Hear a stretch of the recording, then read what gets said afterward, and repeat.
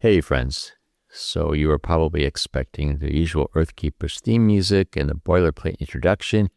Well, this episode is going to be a little different from the norm, mostly because the only person you'll hear talking is me.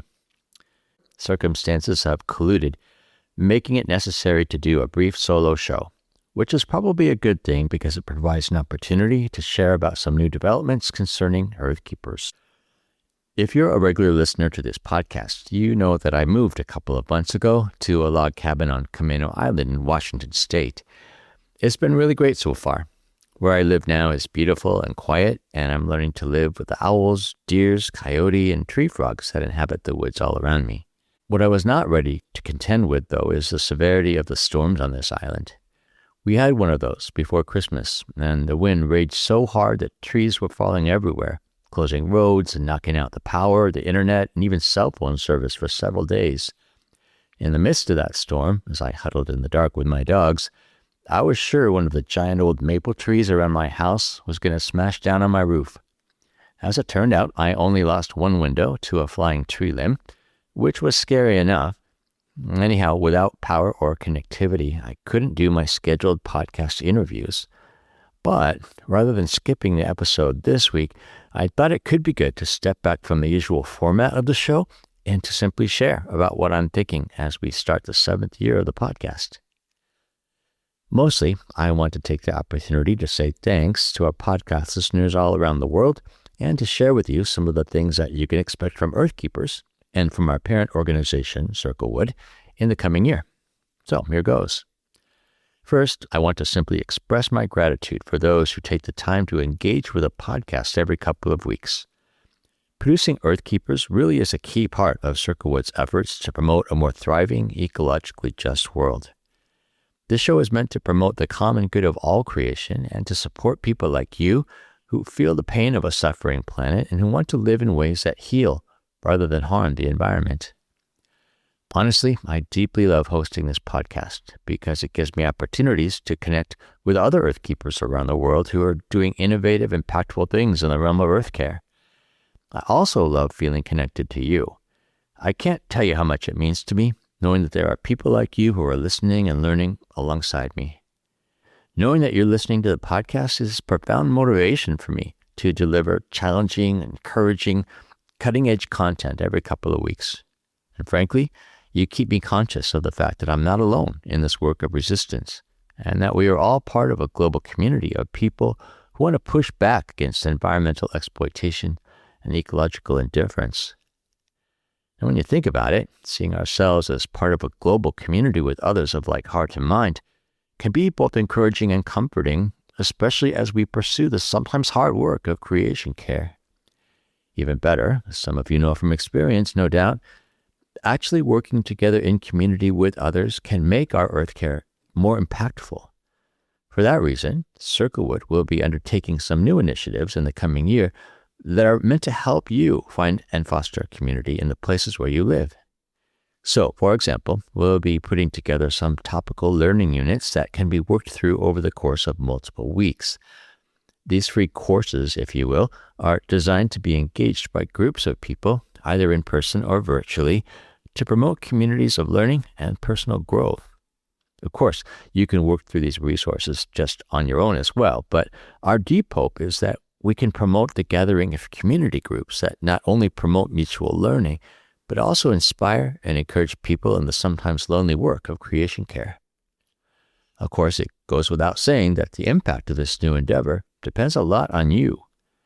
We want to equip Earthkeepers podcast listeners, as well as the readers of our online journal called The Ecological Disciple, to gather small groups of interested people around these learning opportunities. So here's my challenge for you. As you think about your own Earthkeeping goals for the new year, please do consider the possibility of organizing an Earthkeepers learning group and be thinking of people in your community who would be interested in being part of such a learning experience. We hope to release our first topical guide in the first quarter of this year, centered around the theme of Earthkeeping values that we can learn from Indigenous people. So stay tuned for more information in the coming weeks. Another new project in the works that might interest you is what will in effect be a new podcast, one that we're calling Edgewalkers. This is a kind of passion project for me because as the father of a 23-year-old, I've witnessed firsthand how she and so many of her generation don't see relevance in the church community or in faith practices in the Jesus tradition. And of course, we all know plenty of people in the older generations, including me if I'm being honest, who have drifted away from the conventional church as an organization, yet still hold fast to their faith and their love of God. This concerning situation has motivated me personally to create a podcast that explores why so many people are turning away from traditional church.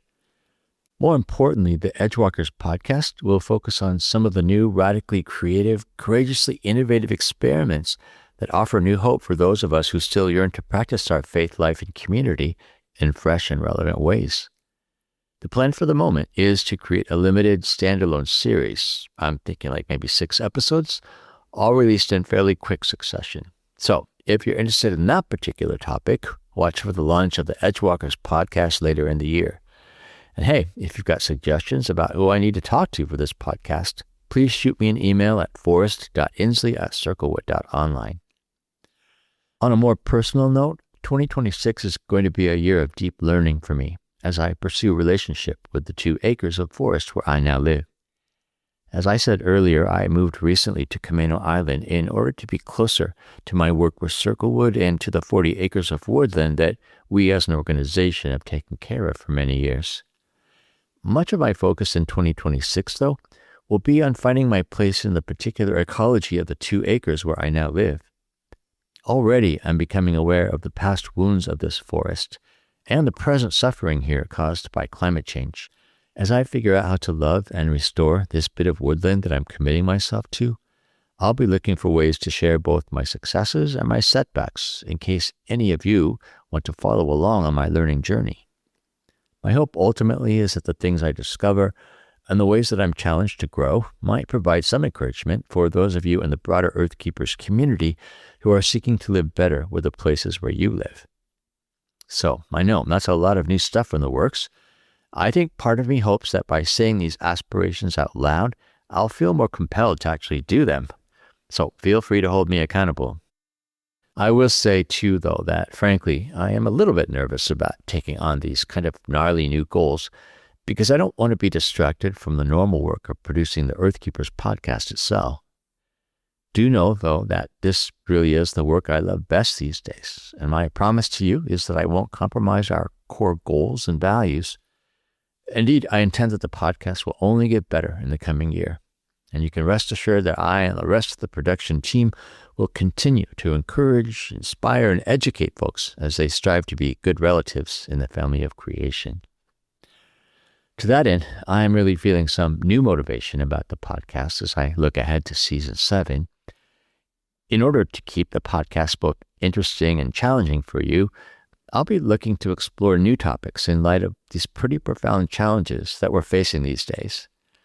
What I mean by that, and I guess there's no safe and sanitized way to say this, so bear with me, is that we're in an environmental crisis mode as the health of our planet is becoming much worse and the climate is changing much faster than had been predicted.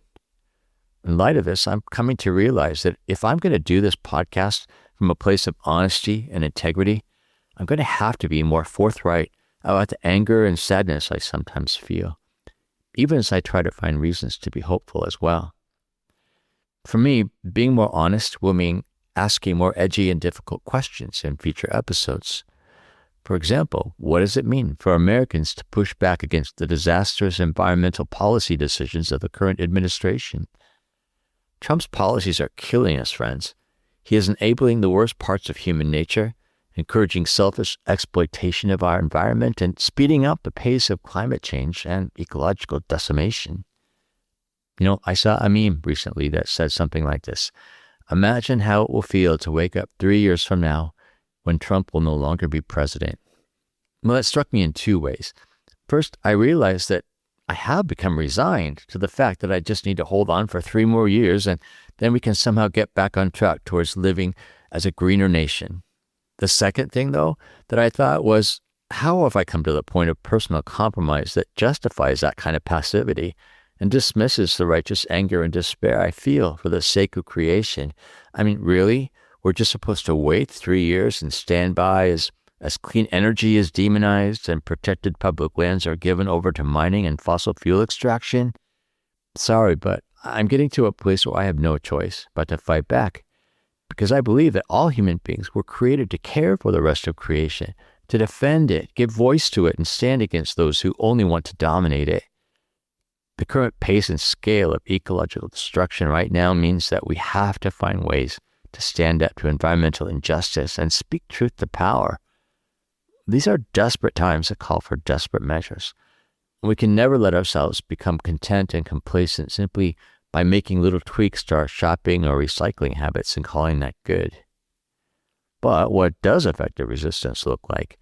How can we live true to our calling as human beings to take a stand in defense of creation? Well, honestly, I have to admit that I don't have a lot of good answers right now, but I am hoping to help us figure that out through Season 7 of the Earthkeepers podcast. Everything in me, especially the angry and sad parts, is driving me to ask, what more can we do? What are the more profound, systemically and socially impactful kinds of actions that we can take in order to live out our calling as caretakers? And how do we muster the courage to take the risks that radical action sometimes requires? Let me give you an example of the kinds of hard, real-world questions I think this podcast could be asking more of.